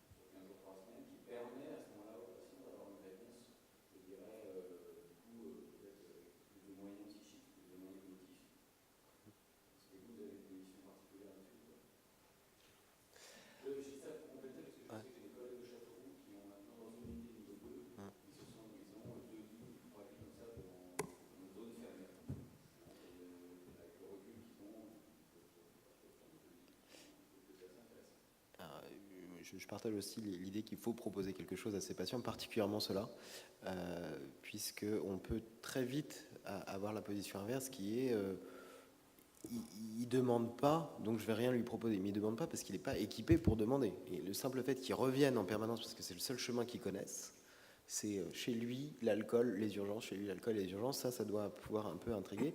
Alors, après, est-ce que c'est lié aux effets de l'alcool pur? Moi, j'ai une patiente qui est comme ça. Dès qu'elle commence à boire un petit peu, vraiment, elle est complètement déconnectée. Dès qu'elle s'arrête de boire, elle est reconnectée. Elle a probablement un cerveau qui est très fragile, mais elle fonctionne assez bien hors alcool. Mais ce n'est pas le cas de tout le monde. Et c'est pour ça que l'expérience des lits de crise, qui sont des lits finalement où on va sécuriser un peu tous les différents aspects qui sont liés à leur cause ou conséquences de l'addiction, je ne sais pas, mais on va sécuriser les équipes. Ça permet justement de voir au bout de quelques jours l'évolution de ces troubles cognitifs. Et là, auquel cas de dire, il faut prolonger par un soin qui va être plus long, de l'ordre de la psychiatrie et éventuellement de l'hospitalisation sous contrainte. Encore faut-il avoir des accords avec les secteurs de psychiatrie, et ça c'est aussi difficile à travailler parce que ils ont toujours l'impression qu'on va leur refiler le malade et que de toute manière il ne ressortira pas, donc ils vont se retrouver à faire ça. Donc d'emblée ils disent non, je ne peux pas, de toute façon il est addicto, ou quand ils n'ont pas le choix, parce que enfin, on l'a tous fait, ça, c'est que ah bah là il est suicidaire, il est pour toi, je suis désolé, tu vas y aller. Et bah au bout de 24 heures il est plus suicidaire, donc il le faut sortir, et donc on n'a rien gagné pour ce malade-là, et c'est un peu dommage. Donc effectivement de se donner un petit peu de temps, mais ça peut être aux portes, ça peut être en médecine, ça peut être dans la psychiatrie, pour voir comment évoluent les choses, et à ce moment-là fixer déjà un premier parcours de soins qui est effectivement son évolution de ces derniers mois laisse penser que sur le plan cognitif c'est très fragile. Il faut sécuriser, et sécuriser de temps en temps, c'est mettre la personne dans une bulle hermétique à l'alcool, je dirais, pour lui permettre de récupérer un minimum de capacité cognitive, avec aussi un déficit majeur des structures d'accueil sur du long terme, parce que c'est souvent des patients qui méritent des soins au long cours, avec une capacité de récupération qui est derrière. Mais ce que vous proposez, de pouvoir proposer, et moi je suis ravi de voir la psychiatrie à faire un pas en avant en disant oui, on peut peut-être les accueillir, et un peu plus que 48 heures pour juste gérer la crise suicidaire qui va disparaître parce qu'il n'était plus alcoolisé, qui va d'autant plus disparaître que j'oriente ma question dans ce sens-là, quoi. Voilà. Mais, et c'est en Belgique, c'est ce qui est fait. À Fernand-Vidal, ils sont pas mal développés sur ces aspects-là. Une réalité est qu'ils restent longtemps quand même à l'hôpital. Et ça limite un peu les capacités de pouvoir accueillir d'autres patients. Donc il faut que si la majorité des services jouent le jeu, on arrive à, je pense, avoir un service rendu qui sera de très haute qualité sur les patients qui ont des troubles cognitifs, qui jusqu'à présent on pensait que c'était fini pour eux. Et pour reprendre un peu l'image de ce matin du président philippin, on n'a plus rien à faire pour eux, sauf qu'au bout de 6 mois, on voit qu'ils refonctionnent et qu'ils ne refonctionnent pas si mal. Donc peut-être qu'il y a quelque chose à faire, quoi. Oui, moi je peux compléter un tout petit peu sur deux choses. Le premier point, c'est que j'ai quand même le sentiment pour ces patients qui ont des troubles cognitifs importants que la contrainte n'est pas obligatoire, que le patient, il peut dire j'ai pas envie, j'ai envie de rentrer chez moi, j'ai des impératifs, etc. Mais une fois qu'on a un peu dépassé ce premier discours façade, c'est souvent des patients malléables quand même qui se laissent faire. Et la contrainte, c'est quand même un peu lourd administrativement, c'est très marquant, ça peut être choquant pour l'entourage. Et je pense qu'il y a un certain nombre de fois où on peut contourner la question. Et la deuxième chose que je voulais dire, c'est juste pour signaler que, alors, sur Grenoble, la psychiatrie est plutôt très désengagée de la situation, mais entre autres parce qu'il y a peu de lits. Par contre, il y a un service de médecine somatique qui a développé, au contraire, enfin, qui s'appelle médecine sociale, pour justement prendre en charge ce type de patients qui, du fait de l'âge, du fait de la gravité des problématiques addictives, enfin, principalement l'alcool, sont des, entre guillemets, bêtes bloqueurs, et que ce service-là a pour projet justement de redynamiser les prises en charge et faciliter la résolution de la situation de ces patients, retour à domicile ou mise sous tutelle ou une EHPAD ou autre chose, quoi. Donc la psychiatrie, si on peut compter dessus, tant mieux, je dirais, mais il peut y avoir d'autres interlocuteurs. Voilà. Merci. Oui, il y avait une question. Non, c'était une réflexion, c'est-à-dire qu'effectivement, moi je suis quelqu'un qui croit pas mal à l'expérience. Et je crois qu'on a tous le même problème.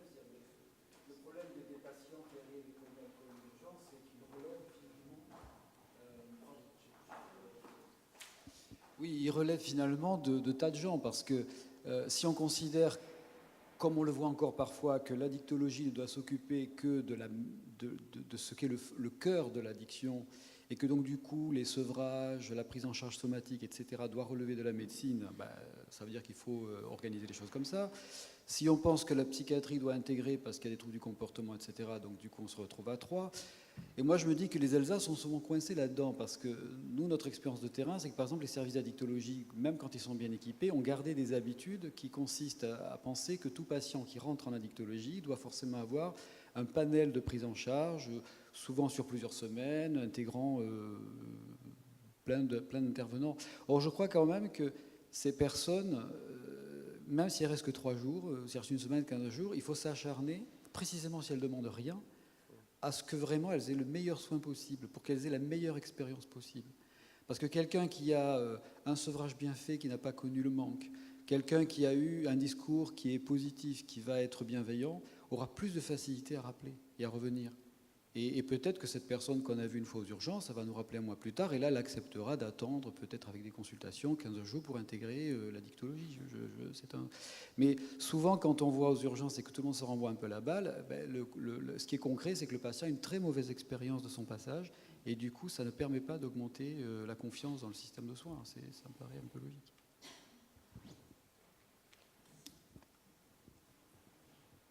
Moi, je voulais insister sur la question des consultations.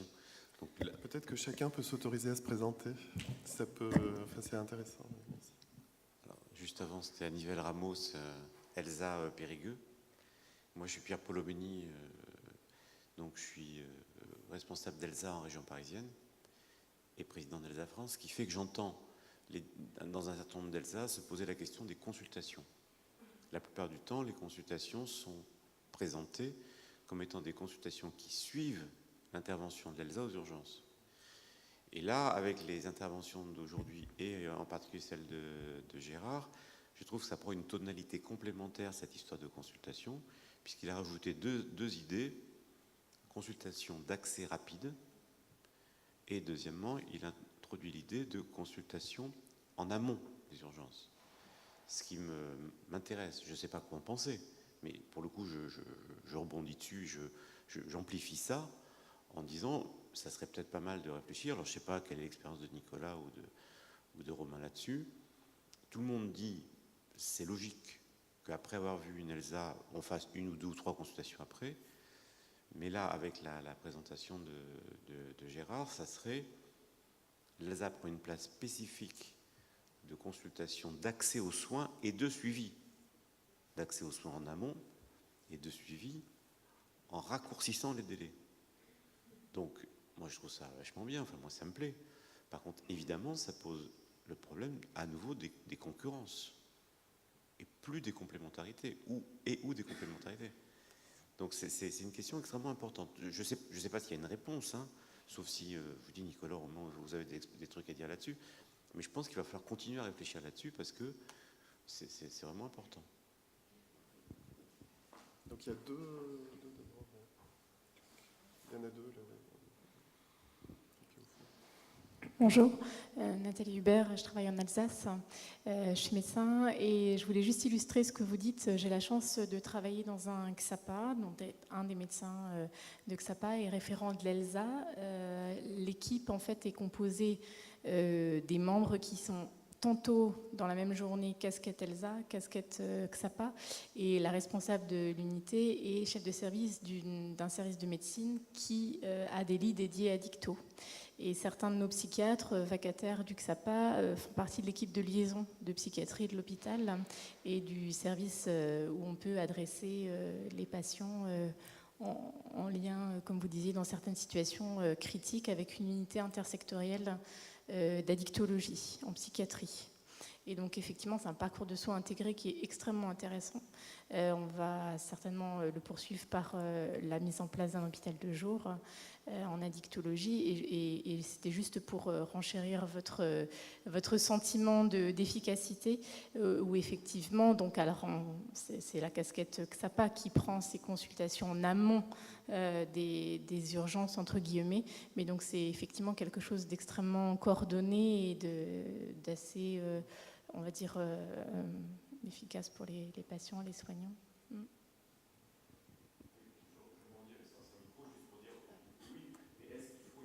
Chacun crée son système, chacun fait son village de loi. Ou est-ce qu'on imagine des procédures nationales? Moi, de ma place, c'est normal que je fais mais je ne sais pas, là encore, j'ai pas la réponse. Je me permets d'apporter un argument là-dedans. Je pense que les situations locales ne sont pas tout à fait les mêmes et qu'on doit développer des complémentarités qui sont pertinentes localement. On sait que les ELSA ont une grande force et leur réactivité, ça fait partie de leur structure.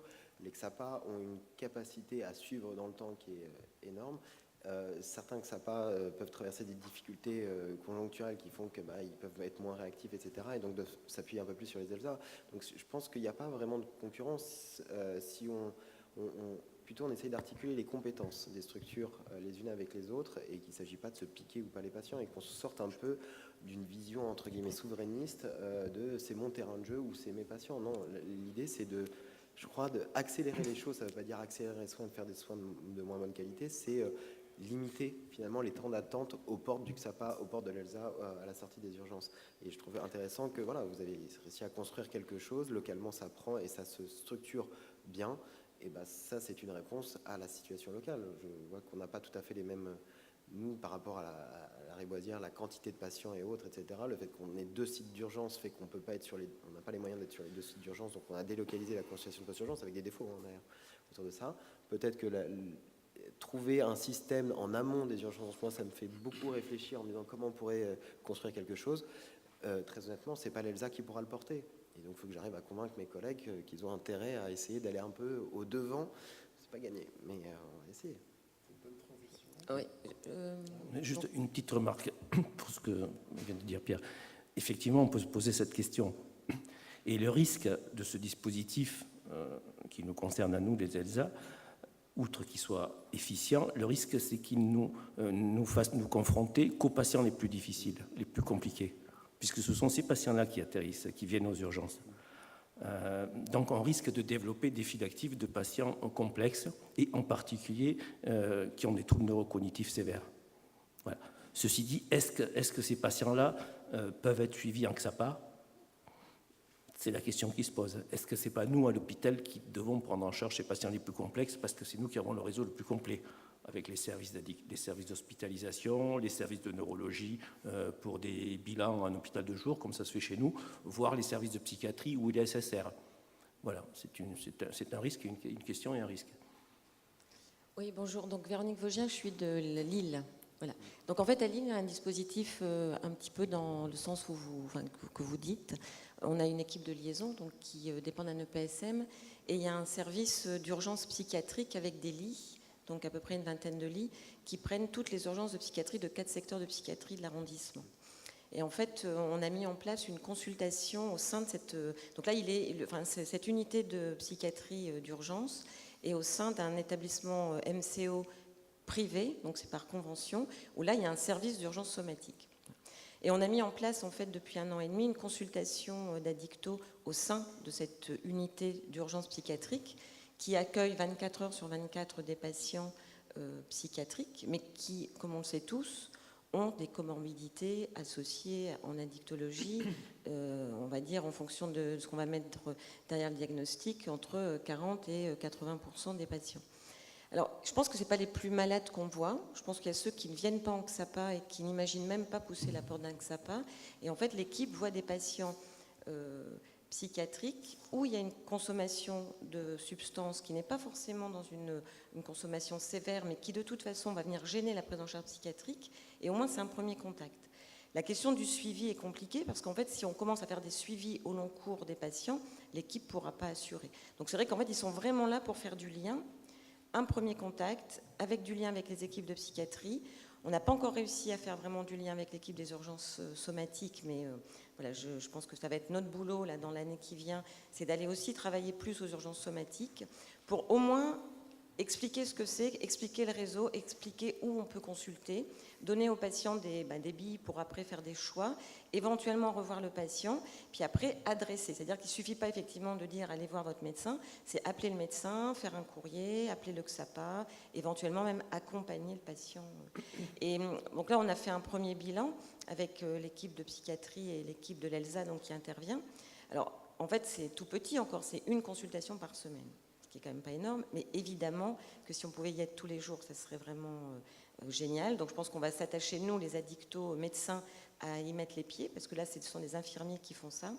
Et je pense que ça va vraiment aider à cette prise en charge en amont des hospitalisations, parce que les gens viennent par le biais d'une hospite, mais aussi par le biais de la consultation psychiatrique. Voilà, donc c'est une expérience qui peut être effectivement aussi donner des idées, mais on a été très très bien accueillis au niveau des équipes de psychiatrie, très très bien accueillis.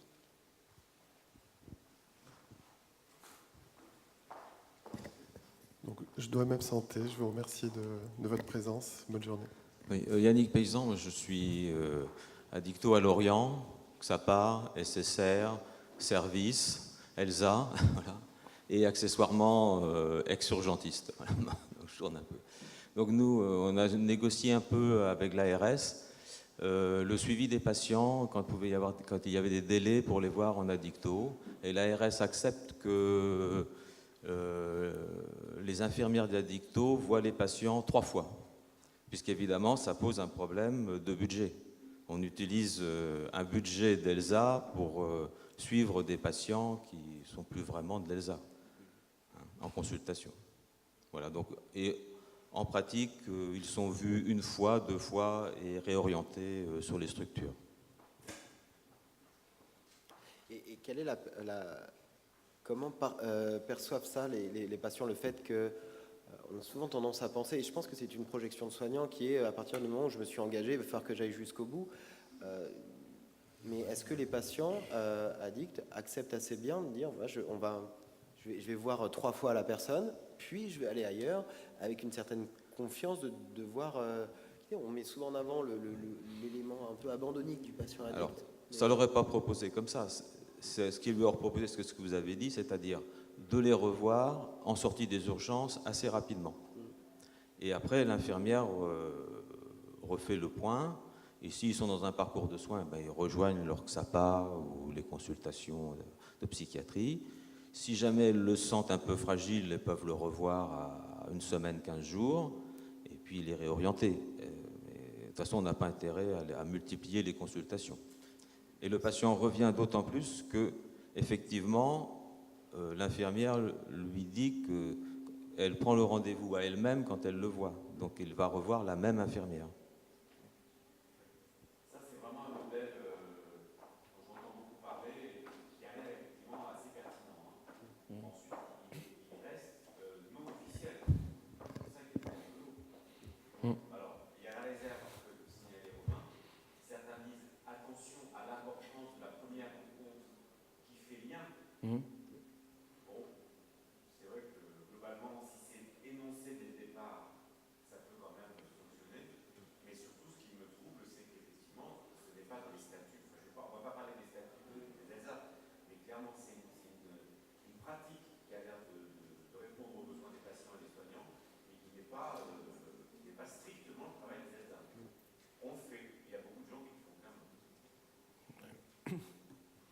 C'est qu'avec le temps, on s'est peut-être tous rendu compte que c'était ce qu'il fallait faire. Entre la circulaire de 2000 et maintenant, il s'est passé beaucoup de choses, beaucoup de temps, beaucoup d'expérience aussi.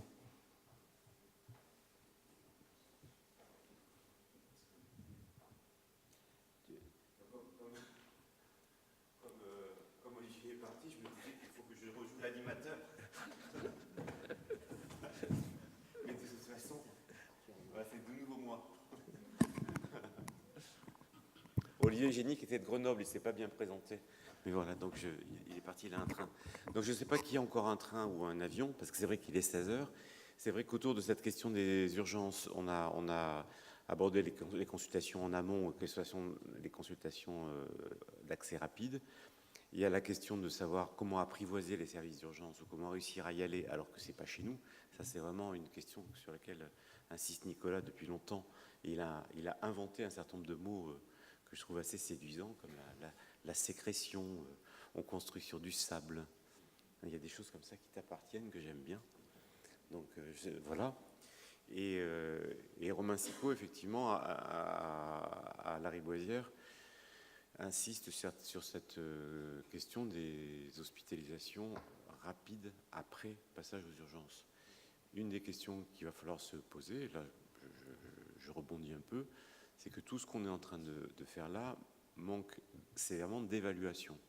Donc moi, ce que j'aime dans notre travail, c'est tout ce côté improvisation, adaptation, désir de bien faire, désir de répondre aux besoins des patients, désir d'aider les autres équipes. Tout ça, je trouve ça plutôt sympa. C'est pour ça qu'on est là.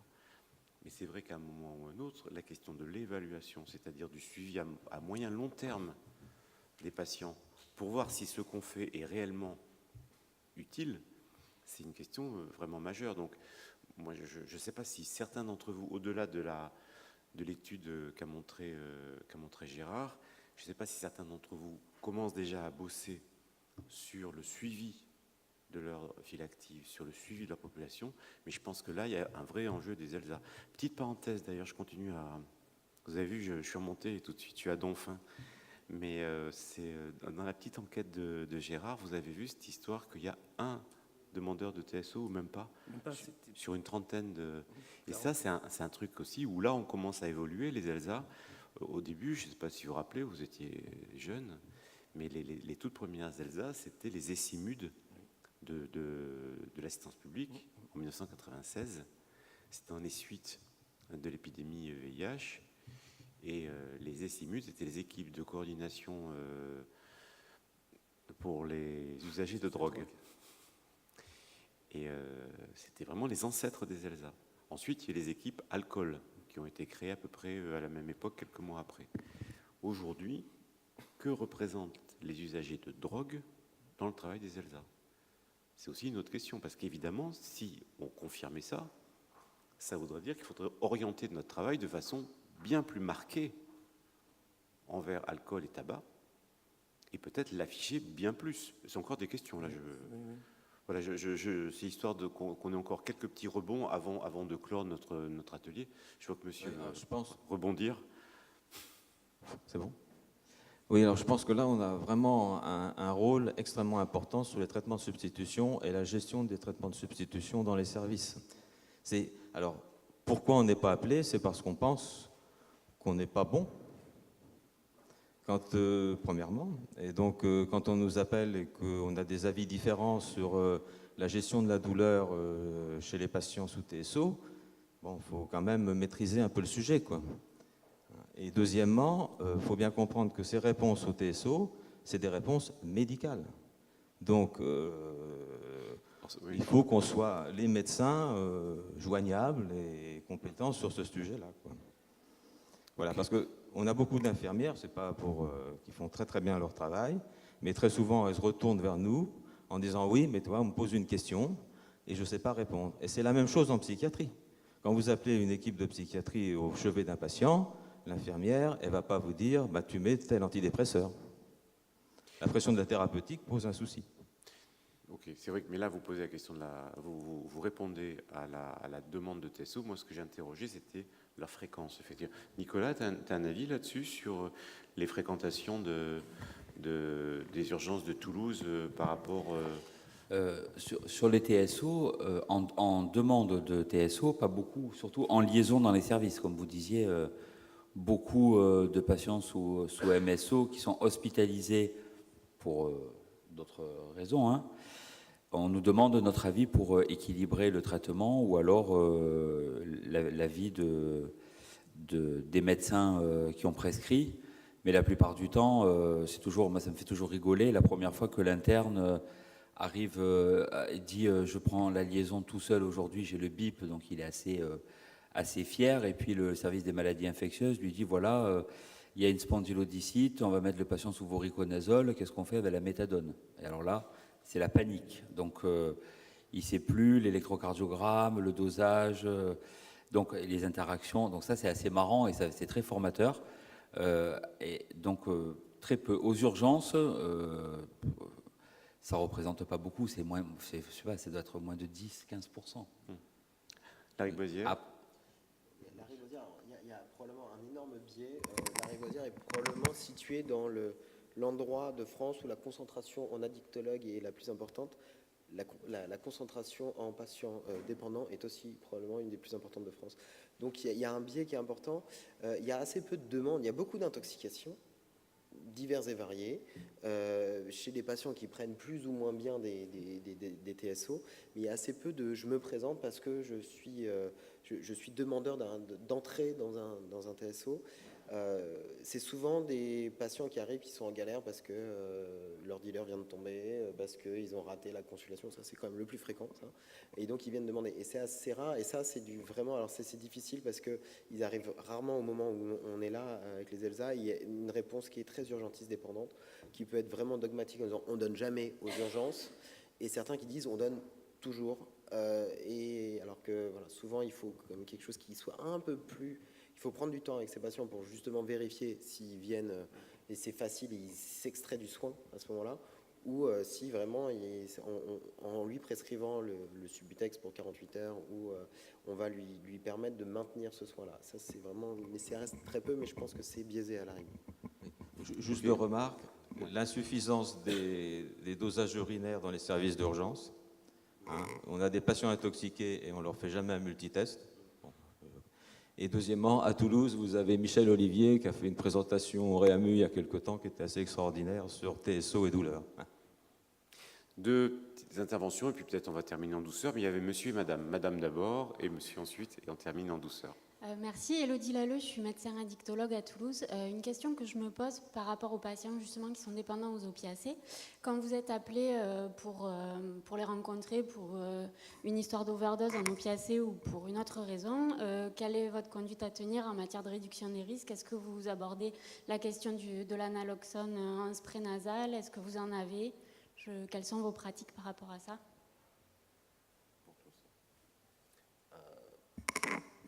C'est pas une question pour moi, parce que comme on se connaît très bien avec Élodie, elle le sait. Mais je pourrais répondre. C'était une question générale. Destinée, voilà, à Mais là, c'est vrai que la position de la Lariboisière fait que, comme tu viens de le dire, fait que normalement... On l'aborde nécessairement. On ne l'a pas à disposition, nous, l'ELSA, mais on l'apporte à côté là, donc c'est plus simple. Réellement, on ne donne pas la naloxone aux patients, mais très vite on les réfère au XAPA, cela, ou à la salle de consommation, parce qu'il y en a beaucoup qui... Voilà, et la salle de consommation, c'est la porte à côté. Donc réellement, on va plus vite et on travaille très très bien avec eux. Réellement, et par la dernière interview que j'ai entendue là dans la presse, on est très loin de ça. Réellement, moi, juste une petite chose, c'est une aparté. Quand la salle de consommation s'est installée il y a à peu près un an, il y avait une fenêtre sur 3 de la rue Ambroise Paré où il y avait marqué non à la salle de shoot en milieu résidentiel. Là, il y a 3 fenêtres. Bon. Qui restent. C'est vraiment les irréductibles. Alors, je me dis, soit ils ont vendu leur appartement, ils sont partis, mais ceux qui sont arrivés n'ont pas trouvé que ça posait problème. Et très honnêtement, c'est la même population qui était là avant, sauf que ils étaient dans la rue, là, ils shootent un peu plus propre, et très honnêtement, ils sont hyper réactifs et ils travaillent très bien. Vraiment. Dernière intervention. Juste une petite remarque concernant le passage de gens dépendants des opiacés aux urgences et la demande d'un traitement. Les traitements de substitution traînent tellement partout que de toute manière, il n'y a plus de gens. Enfin, je suis médecin... Michel Boileton, je suis médecin en XAPA, je suis médecin généraliste. Le XAPA est abrité dans un hôpital. Quelle ville, voilà. Quelle ville? Gré en Haute-Saône. C'est une petite ville de Haute-Saône. Et donc, ça fait 3 ans, 4 ans que je n'ai pas vu un seul patient venir pour un traitement de substitution qui n'était pas une régularisation d'un traitement de rue. Les analyses d'urine sont quasiment toujours positives, donc... L'accès au traitement de substitution se fait dans la rue. C'est pour ça qu'on voit très peu de gens arriver en manque, en état de manque. Et je pense que c'est pareil à l'hôpital. Hein. Je suppose que, enfin ça je parle pour mon cabinet de ville, mais à l'hôpital ça doit être à peu près la même chose. Les gens n'arrivent plus en état de manque à l'hôpital, ou d'une manière très très rare, du fait de ces heures. Donc ça c'était une première chose. Et puis l'autre chose que je me posais cette question, est-ce que la présence de l'ELSA au niveau des urgences fait qu'il y a moins de passages des mêmes personnes aux urgences pour des problématiques alcool, étant donné que ces passages répétés se voient souvent chez des gens qui ont ou des désordres cognitifs très importants ou une problématique psychiatrique associée. Et donc, je voulais savoir qu'est-ce que vous faites et comment vous les orientez, sachant que pour des gens qui sont très dégradés sur le plan psychiatrique, cognitif, normalement, il faudrait des soins très prolongés. Je vais juste repréciser, avant de passer la réponse peut-être à Gérard, juste repréciser, vous avez bien dit que vous étiez dans une petite ville de Haute-Saône. C'est dans... Et vous dites que l'initiation de la substitution se fait dans la rue. Non, il y a beaucoup de traitements de substitution de rue. C'est ça, mais même là-bas, quoi, je veux dire. Non, mais je voulais que ce soit bien entendu, même par moi. Voilà, et réponse? Oui, je suis évidemment d'accord avec ce que vous dites, mais ceci dit, j'ai été surpris dans le cours de cette année-là de prendre en charge plusieurs patients naïfs, entre guillemets, dépendants des opiacés, mais naïfs de traitement de substitution. C'est-à-dire qu'ils n'avaient pas de réseau, pas de connaissances, ils ne savaient pas où se les procurer. Et donc leur demande a été un peu urgente de se soigner pour continuer à pouvoir travailler, etc. J'en ai vu au moins 2. Et donc ces patients-là, ils ont appelé et ils ont été inclus dans ces consultations d'accès rapide. Et donc, ça s'est très bien passé, puisqu'ils étaient demandeurs. Et sur l'alcool, donc la question de la prise en charge, plus précisément, c'est qu'est-ce qu'on peut imaginer comme prise en charge, même avec des patients ayant des troubles cognitifs. C'était un peu ça votre question? C'est ça, et savoir si justement cette présence de l'ELSA aux urgences évite ces passages Répéter, c'est ça. Ça, c'est un vrai défi, ça. Oui, Oui, moi je suis persuadé que ça les limite considérablement. Persuadé n'est pas prouvé. Non, je suis sûr que ça limite considérablement les passages. Ça ne les élimine pas. C'est des patients par définition très compliqués, très complexes. Mais Je veux bien. Juste pour, je vais citer, alors ça n'a pas été évalué, mais c'est intéressant, c'est l'exemple de Beaujon, une nouvelle fois de Sophie Calamarides. C'est pas la présence de l'ELSA auprès des patients aux urgences qui a été déterminante pour les revolving doors, c'est la présence de l'ELSA dans les staffs des urgences et en coordination avec les secteurs de psychiatrie et les services autour, parce que c'est des patients dont on sait qu'ils vont revenir, et s'ils ne reviennent pas, c'est qu'a priori ils sont morts. Donc on ne leur souhaite pas ça, mais ils vont revenir. Donc l'idée, c'est qu'au moment où ils vont arriver, il faut qu'on sache quoi faire. Et souvent, ils arrivent au moment où l'ELSA n'est pas là, au milieu d'un week-end ou autre, et donc il y a une espèce de conduite à tenir qui a été décidée en amont, très personnalisée, sur Madame Machin, dès qu'elle arrive, on la bloque, et c'est coordonné avec le service de psychiatrie qui a donné son accord pour l'héberger une semaine ou autre, etc. Et c'est ça qui a permis, localement, en tout cas, ça n'a pas été évalué quantitativement, mais qualitativement, qui a permis de réduire ce flux des revolving doors sur lesquels on a l'impression que rien ne marche, et de toute manière, la dicto est vouée à l'échec.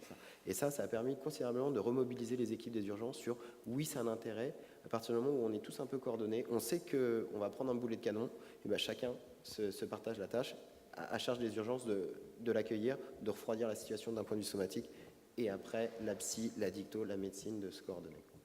C'est quoi le mot que tu as utilisé? Revolving door. Revolving door. Oui, ceux qui reviennent en permanence. C'est un mot de Bélivier, c'est un hommage. Revolving doors, ok. Gérard, pas d'autres interventions? On t'a pas coupé la parole, là? Non. Ah, j'ai eu un doute. Non. Ça va. Nicolas? Et ensuite, oui. Non, moi, juste sur le terme de l'équipe de liaison, quand on a dit, puisqu'on ne fait pas très peu de rencontres avec des gens qui ont des problèmes des opiacés, on a dit peut-être qu'il faudrait qu'on affiche plus l'alcool et le tabac. Alors, moi, je ne suis pas fan de cette idée, parce que la dictologie, on a dit que c'était quelque chose de multidisciplinaire, et en fait, les gens, ils disent qu'on est addict à tout, et donc finalement, sous le terme de addictologie, ça regroupe beaucoup de choses, et donc finalement, ça nous laisse une certaine liberté. Parce que si demain, on dit ah ben, l'équipe du CHU Toulouse, elle fait beaucoup d'alcool et beaucoup de tabac, et qu'on m'appelle uniquement pour mettre des patchs de nicotine, je vais mal le vivre. Alors que là, quand on m'appelle, on a besoin, comme c'est dur la liaison, on a besoin d'être narcissisé un peu.